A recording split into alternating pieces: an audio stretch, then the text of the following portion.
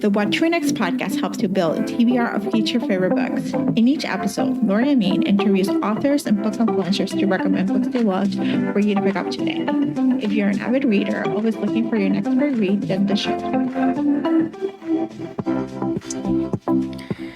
Welcome back to the show. I am so happy to have you back. Today is a Sunday, March favorite episode. So I'm going to talk about all of the favorite books that I loved and enjoyed this past month, what I read, what books have me on chokehold, and what you should pick up next to read next. But before we get started, I want to talk about today's sponsor. Today's sponsor is Epigraph Literary Book Festival. Epigraph Literary Festival is a 3-day virtual event that introduces readers and authors with new and upcoming books and hosts genre and lifestyle theme sessions.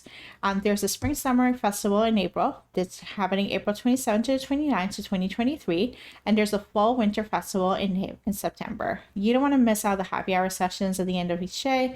If you have an idea of a good time spending with book people, you don't want to miss it. You get to connect with other readers. You get to discover new books are coming up in the season. You also get to hear about ideas and sessions. I'm going to do a plug-in for my session. I am hosting a session about audiobooks as self-care, as a form of self-care. So we're going to have opportunities to tell you how you can incorporate audiobooks, how to get low and free class audiobooks, and how you can actually use them as a way to practice self-care and add more reading. So if you want to join us, the festival is happening April 27th to 29th. You can register at epigraphLitFest.com. And if you miss the festival because you're listening to this at a later date, you can catch your replays with the link also at Epigraph Lit Festival. Or you can join us live for the next festival. So you can actually wait for September if you're listening to it. So it's just a fun time. I really love this. I've attended the past 2 festivals and they're a lot of fun. I love they're engaging. They're easy to sit down and listen to. You also get to connect with other readers, and it's just a lot of fun. So I hope you enjoyed us in the Epigraph Lit Festival. All right, so we have 13 books, actually 14 books I read this month. I was going to say this year. This year, my stats are 57 books I have read so far. But of those, my reading, as you probably noticed, has slowed down dramatically in February and March. What am I talking about? I don't know. We're going to go back to it. So March, I read 13 books, but I'll talk about one more extra book that I read yesterday, April 1st. That's still part of the whole series, so it makes sense. So let's backtrack to what happened in March and where I am. So for the first week of March, I was actually in Puerto Rico. I was actually I spent about 3 weeks in Puerto Rico from February 10th to March 3rd. So I basically spent 3 weeks there, reading, listening to things, going to work, spending time with my family, and it was great. It was a really nice slow down period. I was reading, but I was not reading as fast as I was normally reading, and I was not listening to audiobooks, which is what January was. January, I listened to 19 audiobooks. And I was listening to a faster speed of audiobooks. And I was it was great. And then I went to Puerto Rico and I was okay, I don't have the place or time to read because I listen to them on my speaker and I just blast them. And I'm with other people, so I cannot do that. I know I should get headphones, but I don't like headphones. So we'll try it. So that's pretty much what happened to my reading in February. And so started March, I was still in that same mode. I was reading, slowing down, and trying to figure out what was working, what was not working. And so I recorded an episode with Becky, which aired last week or 2 weeks ago, which is a Kindle Unlimited sports romance, guide to sports romance. And so I was interested in sports romance. I read it before, I liked it, and I was well, let's give it a try again. And so I was trying to figure out let's try what people are hyping up. What are the top 100 books people are downloading? And then we give it a try. They're sports romance. So in that sense, I read Hail Mary by Candy Steiner, which is enemies to lovers, second chance romance, found family, college football, and whatnot.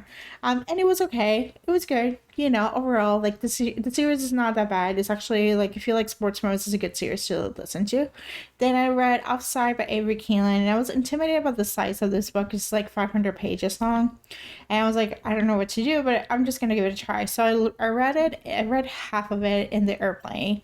So I read like 300 pages in the airplane. And this is like a hockey romance where she was dating a hockey player. Her brother is a hockey player, and the guy breaks up with her. He's an asshole. And she happens to rebound with her brother's rival or her ex rival from another team. And he's so good for her.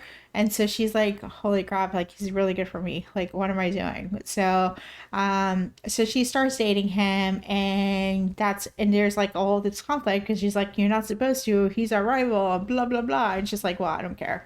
So I really liked it. The first half was strong. The second half was a little bit weaker. And I noticed that's for a couple of these books. Like I really was a strong first half. I'll read the 50% and then I just like lost interest. So I finished that one up. And then I went to Right Man, Right Time, Megan Quinn. And the reason why I picked this one up is Megan Quinn promised a Jacob's Ladder. And Jacob's Ladder is a piercing in the penis. And I was like, it's a multiple piercings in the penis. I was like, how is it going to work? Like, are we going to talk about it? Like, when he got it, what else stuff? So that was not talked a lot. Like, it was mentioned in passing, but it was not talked to. And I was like, we should have a conversation. But that's like my critique about this book. But the book was so fun. Like, I was laughing out loud, and I don't laugh out loud in a lot of books. Like, I really don't. So this book was like a fun rom-com. It's called Right Man, Right Time. It's by Megan Quinn. It's a college student age gap romance with a hockey player. He's like 10 years older. She still lives in a dorm. He goes to visit her in a dorm. It's adorable. It's a fake relationship. It works. They have like this. She has verbal diarrhea, and she explains his their meet cute, and it's just hilarious. Like it's just like funny, and it's fun, and it's just fun and mature. It's just really good. So it was a good time. So I really enjoyed Right Man, Right Time. So this is worthwhile. It's actually still in the top 100, like in the top 10 book of the year. So, and then I read Consider Me by Becca Mack, which I listened to it because the audiobook, along with with Opposite Side, which was a long book. This is like a 500-page long book. And unlike Upside, where I was engaged, this one I was not engaged when I was reading it. So I was like, let me just pick up the audiobook and see if I can actually finish. And it kept me company for a few days, and it was fine. It's just a lot of drama. But this one is a reformed playboy who finds his match, and he's like, he only has eyes for the heroine. That's the best way I describe it. It's a golden retriever romance.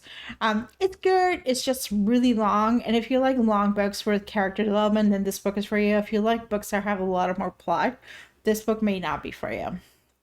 And then I ended up reading two Catherine Amara's books because she was like popping up in the top 100, and I was like curious. So I read The Temporary Wife by Catherine Amara, which is it's actually, this whole series is about arranged marriages, but this one's a marriage convenience and is like a workplace romance. I felt it is similar to Marriage and Conditions, Terms and Conditions, sorry, by Lauren Asher. So it's a little similar, but it's a little different. But it was good. And then I listened to Until You by Catherine Amara, which is available on Hoopla. So if you have access to Hoopla, you might be able to get Dr. Offside, I think, or and Until You. And Until You is about two hackers who don't know each other. It's kind of like hidden identities. You got mail, and then they're basically he happens to be her brother's best friend, and so she ended up working for him and ended up living with him, and they're like mutual pining and mutual loving, and so it's really good. So that was a fun audiobook to listen to. And then we go into going to go to start with the rest of the day. So rest of the month, for the month of February, my friend Amy and Sarah from Really Into This and Novel Gossip, we were just chit-chatting our group chat, and we're like, we should do a book club together. And I was like, sure. So we ended up we ended up forming a book club, which you can join us. If you want to join us, is What to Read Next blog / book club. And it's do you even read romance? And so the whole point of the book club is we're going to talk about Kindle Unlimited titles, or like titles are like indie romances titles are high heat, high steam, and they're fun. And we're going to have opportunity for you to meet other readers, talk about recommendations. We have a Discord chat, along with weekly or every other week of meeting sessions with the authors. So we'll have, like, if you read some of our picks, you will have an opportunity to do a Q&A with the author to get to know the information, to know like the story and whatnot. So this last month's pick was, the trope was age gap. So we picked 3 books around the theme of the trope of age gap. So Sarah's picks was Praise, by Sarah Kate, which I had read last year and it was great. It's ex-boyfriend's dad's trope with the sex love team.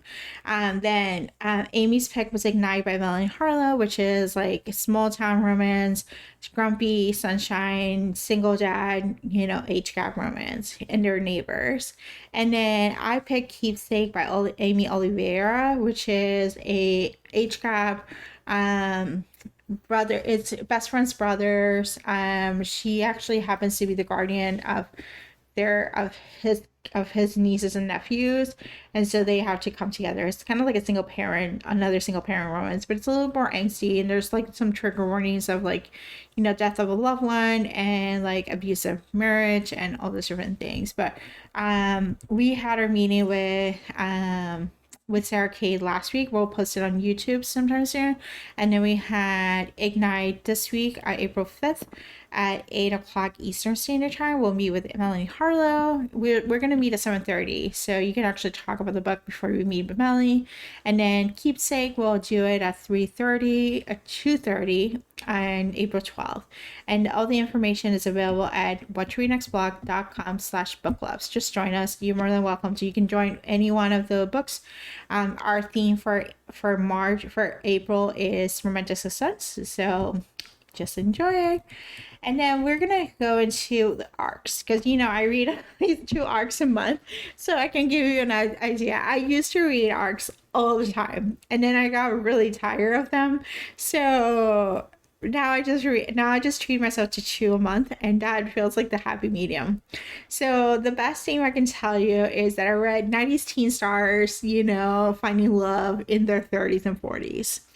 So the first book that I read is Once More for the Feeling by Elisa Sussman, and it's kind of like a Britney Spears, Justin Timberlake, JC Chasez like fan fiction, except that Justin, well, we know Justin is an asshole, but Britney is Jewish, and instead of like conservatorship and being like still in the limelight, she just go off the limelight. She just takes out. She's not in the conservatorship. She just like hides her stuff, and then decides to make a comeback going by Broadway. So if you like Broadway shows, if you like musicals, then this book is for you. It's good. The first 50% are strong, then the second 50% are not so strong, but it was good. So if you like Britney, you want to root for Britney, this book is for you. The other book that I read was The Daydreams by Lauren Hankin, and the best way I can describe it is like Nickelodeon, Disney Channel, like late 90s, early aughts TV shows, and having a reunion and having like the stardom that comes with it, and then all bringing apart, and then having a reunion like 12 years later, 14 years later, and be like, what the hell just happened? And so we see like the archetypes of teen stars, like, the up and coming author, the up and coming actor, the one who's like a hot mess, the one who just like does not want to go be part of it, and the influencer. And we see dual timeline, what happened in the past, what happened in the present, and all the things collide. It was good. It was women's fiction. It's not romance. There's some romance there, but it's just not the main story. So if you're looking for that kind of like nostalgia of 90s and early aughts, these 2 books are for you. All right, so we're going to talk about the elephant in the room. The reason why I have not been reading a lot of books, because those books are 400, 500, 700, 800 pages. So I've been reading the Zodiac Academy binge. I think I mentioned it in like yesterday's episode, or Friday's episode, that which is the episode with Book Boyfriends with Leslie. I mentioned that I was reading Zodiac Academy, and yes, the beginning of the books, the writing is pretty bad. Like it's not a good writing. Like, but they're addictive. Like the first couple books, you're like, why am I reading this? These are bullies. Like these are like really archetype of like stereotypes, and like what is happening. But when you read the first 2 books, you're trying to understand the world. Like you're just like the twins. The Zodiac Academy is about 2 twins who are lost princesses who are thrown into this Fey world. They've been living in the mortal world for most of their life, and we throw into the Fey world, and to be told like your people are vying for your stuff, and so they're learning how to be Fey. They're learning how to use their magic, they're learning elements, and they're so powerful that people are scared of them. And so the first two books, we're trying to figure out who they are, what is happening. There are people vying for the throne. They want them to get kicked out. They want them to not go through, and that's what happens. And then we realize, I'm like, okay, like it's great and fine, but what's the point? you know and then we start realizing, like, we get to the first three books, we get to book three, which is the reckoning. So the twins have to get to this point in the school where they make the reckoning, where they can actually be part of they're going to be part of the whole world.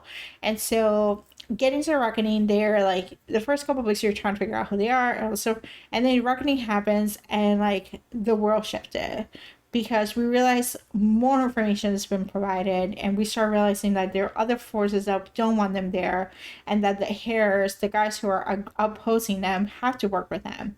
And so we are going through book three, which is the reckoning. We realize who their order forms are, because that's another part. We realize like what they're supposed to do, like how powerful they are, and like what they can do. And then book four is a Shadow Princess, because we have a fifth element. So the elements they have is air, water, fire, and earth. And so there's a fifth element, which is the shadows. And so the Shadow Princess is that element in that point. And there's like events that happen. So the books are like, they're meaty books. There's a lot of stuff going on. So they're pretty much character development and kind of like mundane things. And then the last 10% is like when the magic happens, and you just like want to know what the hell happens, because the world turns upside down and ends with a cliffhanger. So book four is about that. It just ends with a cliffhanger, like major stuff happened. And then book five, you get to realize, and I finished this one yesterday. That's where it's like, it counts as yesterday, because it counts as March, because it's like I read it in March. Book five is basically like, so two of the couples, the boys at some point, they hook up with the girls hook up with other boys, and it's all these different things.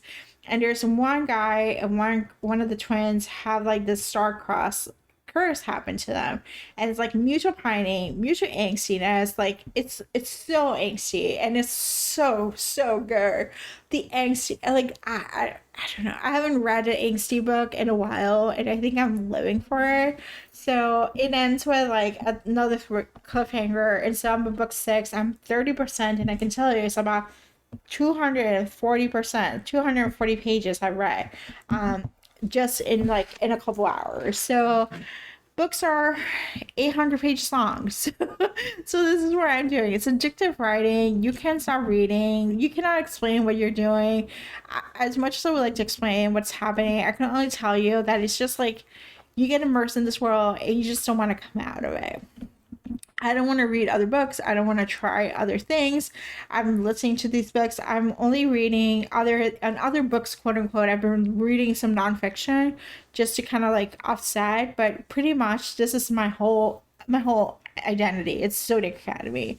So yeah. So I hope there's two more books out there, 7 and 8, but I don't know if I'm gonna read 8, because we're expecting book 9 at some point this year, and that's the final book. So I don't know if I'm gonna read those. And I think 8 is 1,200 pages long. 1,200 pages. You understand? 1,200 pages. But yeah, so that's where my reading has gone. If you have suggestions or books for me to add to TBR, feel free to email me at laura@whattoreadnextblog.com, and I'll just make sure I have time and add them to my TBR. So again, if you're enjoying this episode, please leave a review, and if you want to, or share with your friends. And also, if you want to join us in the Epigraph Lit Festival, it is available. The signups are free. It's on April 27th, 29th. Our session, the audiobook session, is going to be April 27th at 6 p.m. Eastern Standard Time. So lots of good stuff. Okay. Thank you so much for listening. Have a great day.